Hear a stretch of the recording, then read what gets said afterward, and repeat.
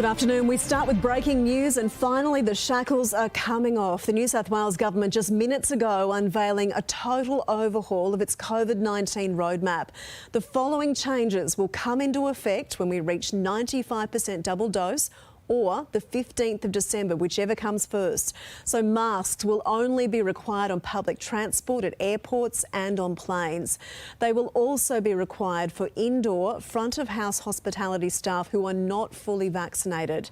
Density limits will be scrapped. COVID-safe plans will now be optional for businesses, and checking in with a QR code will only be required at high-risk venues like hospitals, aged care homes, disability facilities, gyms, festivals, places of worship and at funerals.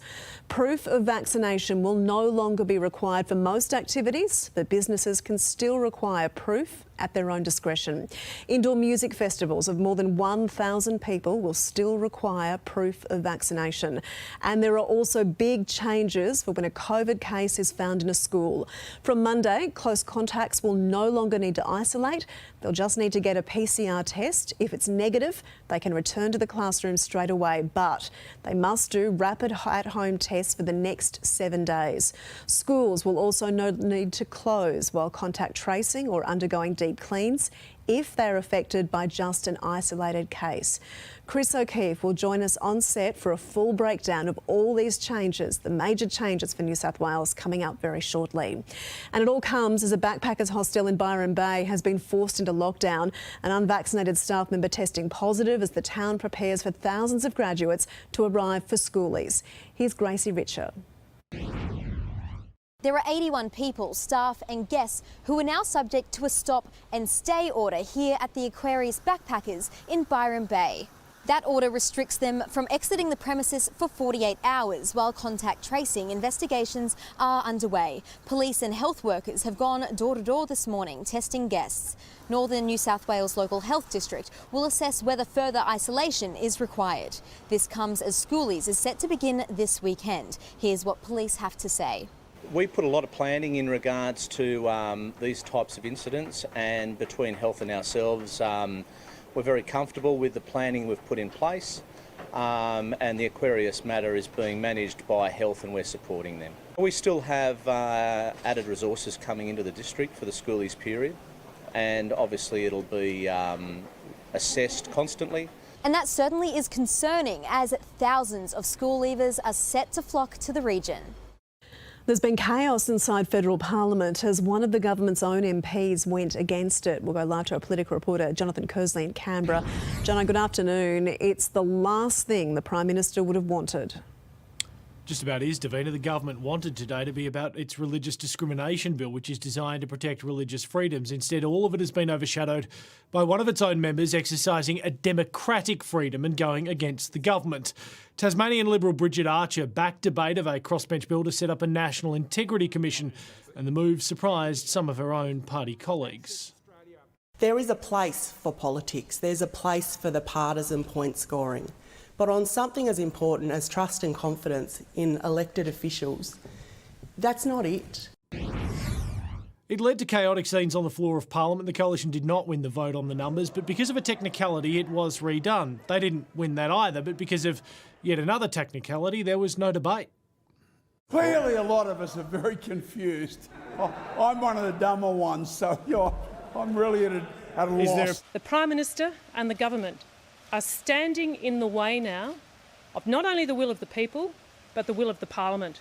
But Davina, all this had the Prime Minister on the defensive yet again this week in what has been a very messy few days for the government. MPs and senators have crossed the floor, an air of chaos has hung over the Coalition, and it's been accused of losing its way months out from an election.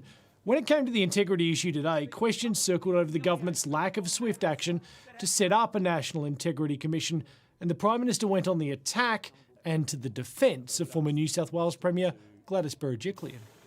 The Australian people know that the former Premier of New South Wales was done over, Mr Speaker, by a bad process, Mr Speaker, and an abuse. Order. Now, Mr Speaker, I'm not going to have a kangaroo court taken into this parliament. The parliamentary Christmas tree went up here this morning, Davina, but there is little cheer for the Prime Minister, who might just be wondering what nasty political gifts could be waiting for him. OK, Jono, thank you.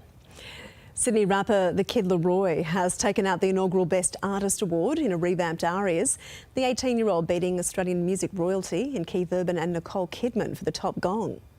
How good is Australian music?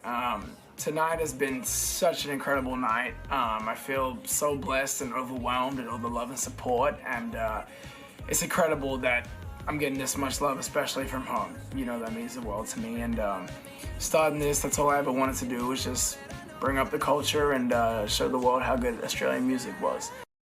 Hip-hop music dominated the awards through the night, which was hosted by Nine's own Brooke Boney and streamed on YouTube. Marathon interrogation of a Victorian man over the disappearance of campers Russell Hill and Carol Clay has ended its third day. As Reid Butler explains, police have issued a call to the public to help find a vital piece of evidence. Well, close to 4 days of questioning and things finally appear to be moving this afternoon. A four-wheel drive filled with lead detectives has just returned here to Sale Police Station. They arrived in the muddy Land Cruiser a short time ago. Among those on board, Detective Inspector Andrew Stamper, who has been spearheading this investigation. Suspect Greg Lynn remains in custody as marathon interviews continue. This has been one of the most complex investigations that I've ever been briefed on. You can't afford to do any shortcuts in a situation like this. You have got to show absolute fairness to the person that's in custody. Police didn't want to pounce this soon on the 55-year-old. They did so at this remote campsite near Lacola on Monday evening because they feared for his mental state. We sent the Special Operations Group to conduct the arrest, missing person squad, for reasons that I won't go into, deemed it necessary to conduct the arrest at that time. 9 News revealed the Jetstar pilot left his Caroline Springs home to go camping after some kind of confrontation with his wife. As the painstaking police investigation continues, detectives are now desperate to track down this silver trailer that was being towed by the four-wheel drive that was seized. Anyone who has information about or has purchased a silver-coloured trailer last year between March and July, there might be something sus about it. If you know anything about the whereabouts of that silver trailer, you must contact Crime Stoppers.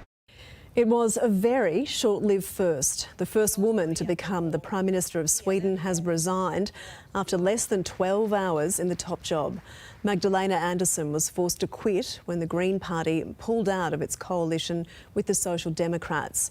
The Green Party made the move after the coalition's budget bill was rejected by Parliament. Justin Bieber is under pressure to cancel his concert in Saudi Arabia, with the wife of assassinated journalist Jamal Khashoggi pleading with the pop star to stop his performance in protest. Khashoggi was killed at the Saudi consulate in Istanbul. US intelligence found the Crown Prince approved the operation. It is unacceptable for me to see someone really famous in the young generation has a million, more than 1 million followers. So then he's going and performing in Saudi Arabia at the same time. These people, the killers. Bieber is yet to respond. OK, let's have a quick check of Sydney's weather right now. In the harbour, it is 20 degrees, a bit of grey skies about, and it is 23 at the airport. Tomorrow, Brisbane showers and maybe a storm, 27 degrees. Rain in Sydney, although it will ease to showers and a top of just 22. Rain and the chance of a storm for Canberra. Wet and windy for Melbourne, partly cloudy in Adelaide. Clear skies for Perth, and the full forecast coming up very shortly with Amber.